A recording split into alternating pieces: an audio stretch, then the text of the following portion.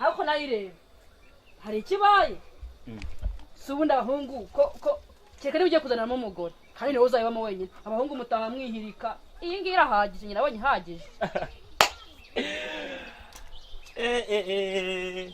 yo diakoni ubusingi nabwiraga ndakodesha 2020 ra ni iyi ngiyi ubu se 50 naguhaye ubu se byakoze iki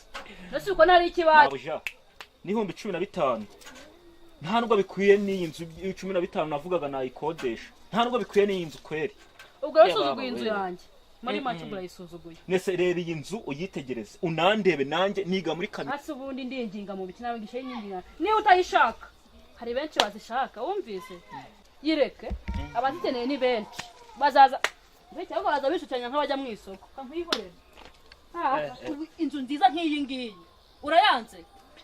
uko ufite ahandi uzayikura mabashya inzu ntago nayemera ahubwo inzu ntago byariko nkaba muri toilette nkamenya ko mbaye muri toilette nkabimenya uzaza muha yawe ibara busaba bw'amafaranga wampanga ni 50 uzaza muha yawe ahubwo se amafaranga yanjye azaboneka ajyanye ngo nze nyajyane nyuma y'amezi 2 nibwo nzayabona mabuje ariko urampemukiye no kuri kw'Imana we mukese gute karawo wanze igihe cyose wantesheje wandi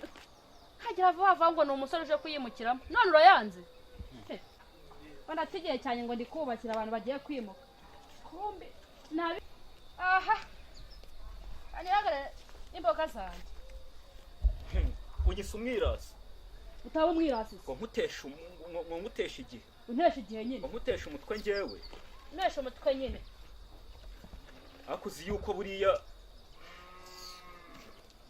uwabona ngo mujya gusenga mwegura za Bibiliya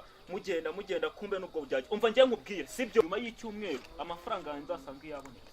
tegereza agashani kaza nzayaguha nzazanye jyane nyine vuga uvuye aho nakuyanzana ni nayagusabye basunga rere gusa bane nk'ibi ngibi nibyo umuntu ajya amafaranga ubundi cyanzaniraga nagitumye hewe ngeze n'amahirwe inzu yanjye mbonye uko nzayikoresha kizagaruke mu maso yanjye nzagihindira umusozi ngewe ngiye niko nabaye gorete ko nta n'inyandiko twakoranye nge nawe ukagenda ubara nk'amahembe y'imbwa